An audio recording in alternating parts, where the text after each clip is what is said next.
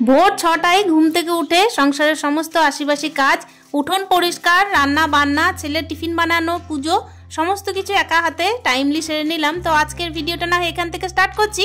তো hello everyone, welcome back to my channel. I hope সকলেই খুব ভালো আছো। বীরভূম জেলার ছোট্ট একটা শহর থেকে আমি সুধা আবারও চলে এসেছি নতুন দিনের নতুন আরও একটা ব্লগ নিয়ে।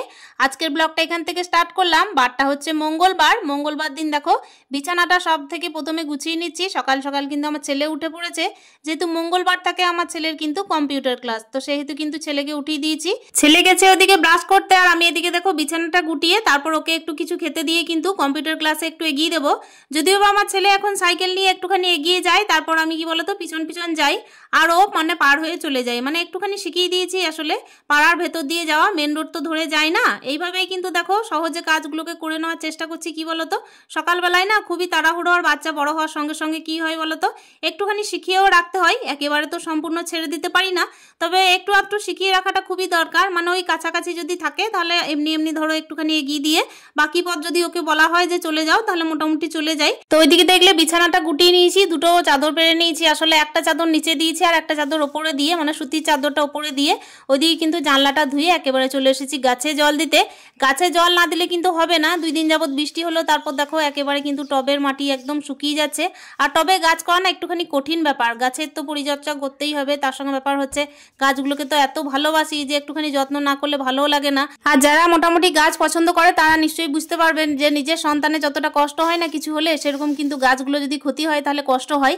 তো এই দেখো গাছের কিন্তু এদিকে জল দেওয়ার পরে না উঠোনটাও পরিষ্কার করে নেবো আজকে, যেহেতু কি বলতো ওই কিছুদিন যাবত মানে বৃষ্টির কারণে যেদিকে সেদিকে কিন্তু ছিটে ফোটা ধরনের একটা কাদা কাদা ভাব হয়ে আছে উঠোনের। তো উঠোনটা আগের দিনও পরিষ্কার করেছিলাম যখন বৃষ্টি হয়েছিল, তারপরেও কিন্তু পরিষ্কার করে নিতে হবে। আর এই যে বারান্দাটাকেও না একটুখানি ধুয়ে নিচ্ছি, মানে বারান্দাতেও দেখছি মানে ছিটে ফোটা কাদা কাদা একটা ভাব হয়ে আছে, যেহেতু টবগুলো রাখা আছে। তো আর বৃষ্টি হলে কি হয় ওই টবের মাটিগুলো থেকে মানে ছিটে ফোটা ওই কাদা কাদা ভাবগুলো চারিদিকে ছড়িয়ে পড়ছে আর মার্বেলটা নোংরা করছে। তো এটাও একটু ধুয়ে নিলাম আজকে, যেহেতু সকাল সকাল উঠেছি। তো সকাল সকাল উঠে দেখলাম এটা একটা এক্সট্রা কাজ করা যাবে আমার, যেটা কিনা হয়ে উঠছিল না।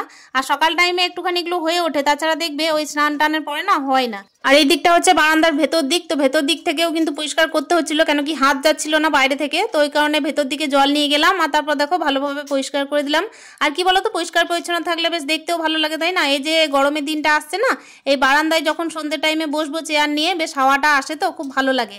আর বারান্দা যদি পরিষ্কার না থাকে তাহলে দেখবে সকাল থেকে রাত যখনই বসো না কেন ভালো লাগবে না। তো চলো এদিকে কিন্তু পরিষ্কার পরিচ্ছন্ন হয়ে গেল, এবার উঠোনটাকে আমাকে ধুয়ে নিতে হবে। আমাদের বাড়িটা যখন সবে মাত্র তৈরি হয়েছিল তখন জানো তো আমি প্রত্যেকদিন উঠোনটা পরিষ্কার করতাম, জল দিয়ে ধুতাম। তবে কি এখন আর পারি না বলতে ওই যে হাতের ব্যথার কারণে পারি না, হাতটা ভাঙা সেই কারণে কিন্তু পারি না। তবে 1 দিন 2 দিন কিন্তু পরপর পরিষ্কার করে নিতেই হবে, যেহেতু দেখো মার্বেল তো সাদা মার্বেলে কিন্তু উঠোনে একটা ছোপ পড়ে যায় আর ভালোও লাগে না দেখতে, জানো তো। তারপর হচ্ছে কি বলতো যতই অসুবিধা থাক, মেয়ে মানুষের তো বুঝতেই পারছো কোনো অসুবিধা নয়, সব অসুবিধাতেই কিন্তু কাজ করে নিতেই হবে। আর এই যে উঠোন পরিষ্কার করছি না, উঠোনের কিন্তু আমি কোনোভাবে পাইপ লাগিয়ে পরিষ্কার করতে পারি না, জলের পাইপ কোনোভাবে কেন জানি না আমার খুব অসুবিধা লাগে। ওই কারণে আমার বালতি দিয়েই না সুবিধা হয়। তো দেখো বালতি দিয়ে কিন্তু পরিষ্কার করতে করতে আমার কিন্তু জলটা আনতে যেতে হচ্ছে, এই একটা অসুবিধা। তাছাড়া কিন্তু মোটামুটি ঠিক আছে। তো চলো এদিকে দেখতেই পাচ্ছ আমি কিন্তু উঠোনটা ভালোভাবে পরিষ্কার করে নিলাম। আর উঠোন পরিষ্কার করার পর না এত ভালো লাগে, সাদা মার্বেল যতটা নোংরা লাগে পরিষ্কার করার পর কিন্তু ততটাই ভালো লাগে। সকাল হলো কি আমার ছেলের পিছনে দৌড়াদৌড়ি প্রত্যেক দিনের ভিডিওতে দেখেইছো, যেহেতু সকাল থেকে আমার ওই যে রান্নাঘরে ঢোকার একটা ব্যাপার আছে, তো তার আগে কিন্তু পুজো টুজো দিতে হবে। কখনো আবার পুজোটা হয়ে ওঠে না, আজকে কিন্তু সমস্ত মানে ঠিকঠাকভাবেই করবো ঠিক করেছি। তো দেখো সমস্ত কিছু কিন্তু ঠিকঠাকভাবে করবো বলতে কি প্রত্যেক দিনই ঠিকঠাক করেই করি, কোনো দিন কোনোটা আগে কোনোটা হয়তো পরে, এরকম একটা ব্যাপার। মানে মাঝে তো শীতকাল ছিল, শীতকালের কারণে কি হতো শীতকালে কিন্তু সকালটা দেখবে খুব তাড়াতাড়ি মানে পেরিয়ে চলে যায়, ঘড়ির কাঁটা এমন দৌড়াতে থাকে যে তুমি মানে পাল্লা দিতেই পারবে না। আর আজকে দেখতে পাচ্ছ স্নানটা আগে সেরে নিয়েছি, স্নান সেরে না আজকে অনেকদিন পর বেনি করেছি, মানে অনেকদিন পরই বলতে পারো। মানে আগে না খুব বেনি করতাম, তো এখন আর হয়ে উঠছে না। ওই কোনোরকমভাবে তাড়াহুড়োর মধ্যে কি করি চুলটাতে মানে ক্যাচার দিয়ে দিই, এখন তো ক্যাচারের যুগ। আর আজকে দেখো বেনি করে বেশ ভালো লাগছে না আমাকে দেখতে, কমেন্টে বলবে বেনি করে কেমন লাগছে। অনেকদিন পর কিন্তু বেনি করলাম, আগে না খুব করতাম। চুলটা তো কাটতে কাটতে অনেকটাই কেটে দিয়েছি, ওই জন্য এখন আর বেনি করি না। আর এই যে দেখতেই পাচ্ছ ভাবলাম গামছাটা ওইদিকে মিলবো, আবার কিন্তু ঘুরিয়ে এইদিকে মিলেছি। আসলে ওই যে ফুল তুলতে আসবো সেই কারণেই। ছেলের দেখো সাইকেলটা বাইরে পড়ে আছে, ভাবছি যে এবার রোদ থেকে মানে সরিয়ে দেবো। তো এখন দেখলাম যে না, কাজ করতে কিন্তু অসুবিধা হয়, শীত তলায় ঢোকা বের হওয়া এসব করতে করতে না এই জামা কাপড়ে লেগে যায়, জানো তো সাইকেল গাড়ি থাকলে। আর যারা আমার প্রত্যেক দিনের ভিডিও দেখো তারা নিশ্চয়ই জানবে একলা সংসারে প্রত্যেক দিনের এত চাপ, সকাল থেকে কিন্তু ওই যে এক নিঃশ্বাসের কাজগুলো করতে থাকি, আমি কিন্তু আর কোনো রকমভাবে কারোর সঙ্গে যে গল্প করব বসে দাঁড়িয়ে সেরকমও কিন্তু কোনো সুযোগ থাকে না। সকাল থেকে আমি এতটাই ব্যস্ত থাকি, আর যখন কাজের মধ্যে থাকি না তখন কিন্তু আমার কারোর সাথে গল্প করতেও ভালো লাগে না, জানো তো। কাজগুলোকে ওই নীরবে করে নেবো, তারপর বসে গল্প করবো, ওইটাই আমার বেশি ভালো লাগে। আর এই যে দেখতেই পাচ্ছ আমি পুজোর বাসনগুলো ধুয়ে রেখে দিয়েছি, এরপর কিন্তু আরও একবার জল দিয়ে দেবো, কেন কি রোদে পড়ে আছে তো, রোদে পড়ে থাকার কারণে পুজোর বাসনগুলো একটা বেশ ছাই ফোটা ধরনের হয়ে যায়, মানে খড়ি ফোটার যে ব্যাপারটা থাকে না ওইরকম হয়ে যায়। তো চলো পুজোর বাসনগুলো তো এইদিকে জল দিয়ে দিয়েছে, ওইদিকে কিন্তু তুলসী সেবাটাও হয়ে গেছে। পুজোর বাসনগুলোকে এক এক করে তুলে নিই। আর এই যে দেখতেই পাচ্ছ কেমন রোদটা বাড়ছে, মানে রোদ যত বাড়ছে গরমও তত পড়বে এবার। আর আমাদের বাড়িটা হচ্ছে পূর্ব দিকে মুখ, তো সেই কারণে কি হয় উঠোনটার মধ্যে প্রচন্ড পরিমাণে রোদ পড়ে জানো। আর শীতকাল যখন থাকে না তখন কিন্তু এই রোদটা পাওয়া যায় না। আসলে শীতকালে যখন আর কি রোদ চাইবো তখন এদিকে ছুটে বেড়াতে হয়। আর এখন দেখতে পাচ্ছ একদম ফার্স্ট মর্নিং থেকে কি পরিমাণে রোদ, আর গৃহবধূদের কি বা রোদ কি বা বৃষ্টি কি বা শীত, তাই না? একই রকম ভাবেই কিন্তু প্রত্যেক দিনের কাজ কারবার। তবে আমার মনে হয় গরমের দিনে কিন্তু একটুখানি টাইমটা বেশি পাওয়া যায়, জানো তো। আর এই যে দেখতেই পাচ্ছ পুজোর বাসন টাসন ধুয়ে ওইদিকে কিন্তু ফার্স্ট মর্নিং সকালে যে সমস্ত কাজ থাকে উঠোন সমস্ত পরিষ্কার করে একেবারে চলে এসেছি দেখো ঠাকুর সেবা করার জন্য। গোপালকে স্নান করিয়ে নিয়েছি, গোপালকে স্নান করিয়ে একেবারে সুন্দর করে একটা জামা পরিয়ে দিয়েছি। আজকে যেহেতু মঙ্গলবার আমিও হলুদ পরেছি, গোপালকেও দেখো হলুদই পরিয়েছি। খুব ভালো লাগছে না আমার গোপুসোনাকে দেখতে। তবে গোপুসোনাকে দেখো মাথার মধ্যে চুল দিইনি, কি বলতো গরম পড়ছে তো।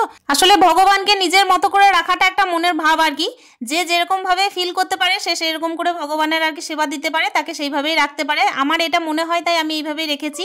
তোমরা কেউ যেন আমার দোষ নিও না, আসলে আমার তো অনেক কিছুই জানা নেই, আমি কিন্তু জানার চেষ্টা করি আর নিজের মতো করে আমি ভগবানকে ভালোবাসি সন্তানের মতো করে। এই যে দেখতেই পেলে উপরেও কিন্তু ঠাকুর সেবা দিয়ে দেওয়ার পরে এই যে সবজি কেটে নিয়েছি, সবজি যেটা কাটবো আজকে তো যেহেতু মঙ্গলবার নিরামিষের আইটেম, ওদিকে কিন্তু ডাটা আলুর একটা তরকারি করব, সেটা হচ্ছে কুমড়ো দিয়েই।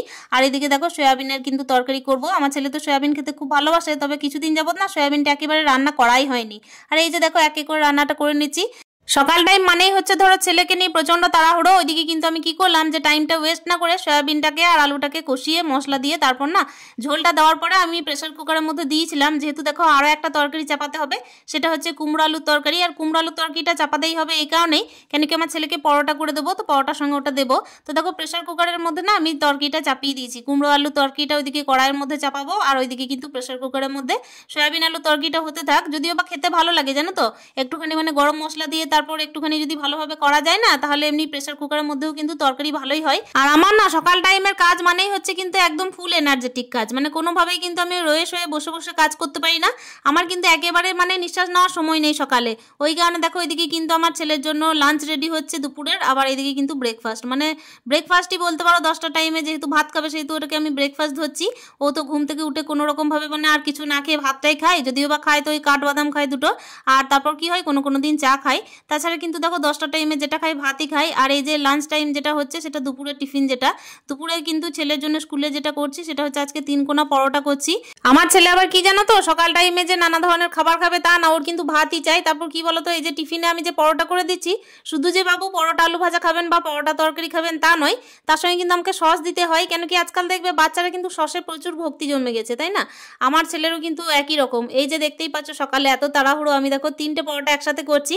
আমি করি জানো তো সকাল থেকে যখন খুব তাড়াহুড়ো থাকে না তখন ওই যে একটা একটা করে পরোটা করব, ওইটা না করে কি করি বলো তো, একটা তাওয়ায় যতটা ধরে ছোট ছোট পরোটা তো মোটামুটি হয়ে যায়, তো ওইভাবেই কিন্তু একভাবেই সেকে নেওয়া যায়। তো আমি কিন্তু এইভাবে দেখো শর্টকাটে কাজ করি, আসলে কি বলো তো টাইমটাকে একটু সেভ করার চেষ্টা করি আর কি। আর এই যে দেখো পরোটা দেখো কথা বলতে বলতে হয়েও গেল। আসলে এই যে একা সংসার করতে যখন থেকে শিখেছি না তখন থেকে কিন্তু আইডিয়াগুলো নিজেই নেওয়ার চেষ্টা করেছি, মানে কেউ যে হাতে ধরে শিখিয়ে দিয়েছে তা তো নয়। আসলে সকাল থেকে এত তাড়াহুড়ো, তারপর মা হওয়ার পর তো আরো বেশি করে বুঝে গেছি যে কি পরিমাণের মানে মেয়েদেরকে যুদ্ধ করতে হয় একা সংসারে।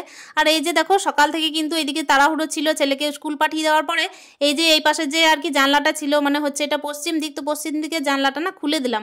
ওইদিকে জানলাটা খুললাম কি কারণে জানো তো, একটুখানি নিম গাছের হাওয়াটা ঢোকে বেশ ভালো লাগে, আমাদের তো পশ্চিম দিকে একটা নিম গাছ আছে, তো ওইদিকের হাওয়াটা না খুব ভালো লাগে জানো। আর এই যে কচি কচি নিম পাতা হচ্ছে তখন কিন্তু মাঝে মাঝে খাচ্ছিও। তো এই যে দেখো এইদিকে কিন্তু আমি আগের দিনের না পেঁয়াজ আর লঙ্কা এনেছিলাম, তো ওগুলোকে ঠিকঠাকভাবে রাখা হয়নি। আর কিছুটা লঙ্কা তো আমি এনেছিলাম, তার সত্ত্বেও কিন্তু আবার মাকে একজন দিয়েছিল, তো ওইখান থেকেও কিছুটা আবার পেয়েছি। আমি যদি জানতাম তাহলে কিন্তু আগে থেকে আনতাম না, কেন কি এত ঝাল খাওয়ার মতো কেউ নেই জানো তো, এতগুলো লঙ্কা না ওয়েস্ট হয়ে যাবে, তারপর পচতে শুরু করবে। তো ওই কারণে করলাম কি আজকে দেখলাম যে না সুন্দরভাবে কিন্তু লঙ্কাগুলোকে দেখো বেছে রেখে দেবো। অনেক লঙ্কা, আমার কিন্তু বোটা ছাড়াতে অনেকটাই টাইম লেগেছিল, তবে যেহেতু দেখো কাজের স্পিডটা বাড়িয়ে দেখিয়েছি সেই কারণে টাইমটাকে একটু মানে শর্টে দেখানো। তো চলো এই যে দেখতেই পাচ্ছ সুন্দর করে কাজগুলোকে না করে নিলে কি হয়, পরবর্তী দিনে দেখবে এই লঙ্কাগুলো যখন পচে বসে থাকবে তখন কিন্তু আমাকে আবার ছুটতে হবে লঙ্কা আনতে। এটাকে যতক্ষণ মানে পারা যায় ততক্ষণ ভালোভাবে স্টোর করে রাখি আপাতত। এমনিতে তো মেয়ে মানুষের অনেক প্রতিভা ছাড়া তো কোনো কিছু করে না। আমি দেখেছি আমার থেকে কত কত প্রতিভাবান কিন্তু মেয়েরা আছে যারা কিন্তু এত সুন্দর সুন্দর করে নিজের সংসারকে সাজিয়ে গুছিয়ে রাখে না। তারপর হচ্ছে কি নিজের সংসারের প্রত্যেকটা জিনিস এত সুন্দরভাবে যত্ন করে রাখে যেগুলোকে দেখে কিন্তু চোখ ধাঁধিয়ে যায়, মানে চোখ ধাঁধিয়ে যায় বলতে গেলে চোখ জুড়িয়ে যায়। আসলে আমার কিন্তু অতটা প্রতিভা না থাকলেও সমস্ত মানে গুণী মেয়েদের যে গুণগুলোকে দেখি তখন কিন্তু নিজেকে একটুখানি মানে কমজোরি মনে হয় কি আরো যদি একটুখানি শিখতে পারতাম তাহলে খুব ভালো হতো। তো যাই হোক, চলো এই কথা বলতে বলতে অনেকটাই দেখো লঙ্কা বেছে ফেলেছি। আর পাকা লঙ্কা কাঁচা লঙ্কা একসাথেই আছে, এগুলোকে কিন্তু ধুয়ে ফেলবো জানো তো। কেন কি না ধুলে এদিকে দেখছি কিন্তু অনেকগুলো পচা পচা লঙ্কা আছে, এগুলো কিন্তু গায়ে গায়ে লেগে আছে, মানে লঙ্কার গায়ে গায়ে লেগে থাকছে। ওটা কেমন ধরনের একটা দুর্গন্ধ ওঠে না, সেই কারণে আমি দেখলাম যে এটা ভালোভাবে বেছে নিই, তারপর সুন্দর করে জল দিয়ে ধুয়ে তারপর জল ঝরিয়ে কিন্তু ফ্রিজের মধ্যে রেখে দেবো। দেখা যাক কতদিন থাকছে। যদি এটা কৌটোর মধ্যে রাখি তাহলে বেশ ভালো থাকবে। তবে এখন কিন্তু আমার কাছে মানে কৌটো অ্যাভেলেবেল নেই, সেই কারণে কিন্তু এখন এমনিই রাখবো। এমনি কোনো একটা ছোট্ট ঝুড়ির মধ্যে রাখতে পারি, প্লাস্টিকের ঝুড়ি হোক বা কোনো কিছুর মধ্যে হোক। তো দেখো এদিকে কিন্তু লঙ্কাগুলো বেছে নেওয়ার পর না আমি থালার মধ্যে রেখে তারপর জল দিয়ে ধুয়ে তারপর একেবারে ফ্রিজে স্টোর করব। আর এই যে এই সমস্ত বাড়তি কাজগুলো না দুপুর টাইমে ছেলে যখন স্কুলে যায় তখনই কিন্তু খুব ভালোভাবে হয়, তাছাড়া সকাল টাইমে এগুলো হাত দেওয়া যায় না। ওইদিকে কিন্তু আমি খাওয়া দাওয়াটাও আজকে সেরে নিয়েছি জানো তো। দুপুর টাইমে আমার লাঞ্চ হয়ে গেছে। লাঞ্চ কিন্তু আমি দুপুর টাইমে একটু পাঁপড় ভেজেছিলাম, ছেলেকেও একটু ভেজে দিয়েছিলাম। আর ওইদিকে কিন্তু গ্যাসের অবস্থাও খুব খারাপ, মানে গ্যাস ট্যাস পরিষ্কার করা হয়নি, বাসনগুলো বের করা হয়নি, ওগুলোও বের করতে হবে। আর রোদও দিয়েছে প্রচণ্ড পরিমাণের বাইরে। রোদের কারণে কিন্তু দেখো আমি জামা কাপড়গুলো রেখে দেবো না, কেন কি এমনি যখন শুকিয়ে যায় না একটু তখনই কিন্তু আমি তুলে দিই। কয়েকটা কাপড় কিন্তু পরে আবার মেলা হয়েছিল, তো সেগুলো কিন্তু এখন শুকাতে দিয়েছি। আর এই যে দেখতেই পাচ্ছ রান্নাঘরে যেহেতু দুরবস্থা, তো সেটাকে তো আমাকে ক্লিয়ার করতে হবে। প্রত্যেক দিন কিন্তু রান্নাঘর আমি এইভাবেই পরিষ্কার করি, কেন কি প্রত্যেক দিন দেখবে রান্নাঘরটা যদি সুন্দরভাবে পরিষ্কার না করা হয় তাহলে তো ভালোই লাগে না। আর এক্সট্রা কাজগুলো যখন থাকে, মানে ধরো এক্সট্রা যেগুলো করি, আজকে যেরকম উঠোনটা পরিষ্কার করলাম, তারপর হচ্ছে দেখো লঙ্কাটা এমনি গুছিয়ে নিলাম, তো ওইগুলো তো এমনিতে থাকেই থাকে। প্রত্যেকটা সংসারেই দেখবে নারীদের জীবনে কিন্তু এক একটা দিনে এক একটা কাজ মানে করে নিতেই হয়, তাছাড়া তো প্রত্যেক দিন একই কাজ করা যায় না। আর এমনিতেও তো আমাদের নারীদের জীবনে কিন্তু কাজের কোনো অন্ত নেই। একটা সংসারে ঢুকে গেলে কিন্তু একটা সাংসারিক নারীর কিন্তু কাজের কোনো শেষই নেই। দেখবে আজ হয়তো এটা করছো, কাল হয়তো ওইটা করছো। ওই রান্না বান্না, খাওয়া দাওয়া, পুজো স্নান, এগুলো তো প্রত্যেক দিনের কাজ, এগুলো ছাড়ো এই সমস্ত দিক বাদ দিয়েও কিন্তু একটা সংসারে অনেক অনেক কাজ, গুছিয়ে কাজ করে নিতে চাইলে তো কাজের কোনো অভাব এমনিতে হয়ও না। তো চলো রান্নাঘরটা খুব সুন্দরভাবে পরিষ্কার করে নেওয়ার পর একেবারে দেখতেই পাচ্ছ আমি কিন্তু এই যে টাইলসগুলোকেও মুছে দিলাম। আর টাইলসগুলো যেহেতু সাদা কালার সেহেতু তো নোংরা বেশি হয়। তবে নিরামিষ রান্না হলে কিন্তু পরিশ্রমটা একটুখানি কমই হয় রান্নাঘরে, কেন কি রান্নাঘরে দেখবে তেল ছিটে ভাবটা নিরামিষ রান্নাতে এতটা হয় না যতটা কিনা আমিষ রান্নাতে হয়। আর এই যে এই ঝুড়িটার মধ্যে আলু আর পেঁয়াজ রেখেছি, আলু কিন্তু আমি এক বস্তা স্টোর করে রেখেছি জানো তো। মানে আমার ওই যে তাড়াহুড়ো থাকে, মোটামুটি আলুটা থাকলে তো তরকারিটা করা যায়। আলু থাকলে কিন্তু মোটামুটি ঘরে ডিমও রাখা থাকে, তাহলে ডিমের ঝোল করেও খাওয়া যায়। আর এমনিতে কি হয়, সকাল টাইমে এত তাড়াহুড়ো, ওই 3 কিলো 4 কিলো করে আলু আনতে মোটামুটি শেষ হয়ে যায় তখন আর মাথার মধ্যে থাকে না। আর এই তো বন্ধুরা একলা সংসারে ব্যস্ততা ভরা জীবনে কিন্তু সকাল থেকে অনেকগুলো রুটিন তোমাদের সাথে শেয়ার করলাম। আজকের বিজি রুটিনটা কেমন লেগেছে তোমরা অতি অবশ্যই কমেন্টের মাধ্যমে জানানোর চেষ্টা করো। দেখা হচ্ছে তাহলে অন্য দিনের অন্য আর একটা ভিডিও নিয়ে। ততক্ষণের জন্য প্রত্যেকে ভালো থেকো, স্টে হ্যাপি, টাটা।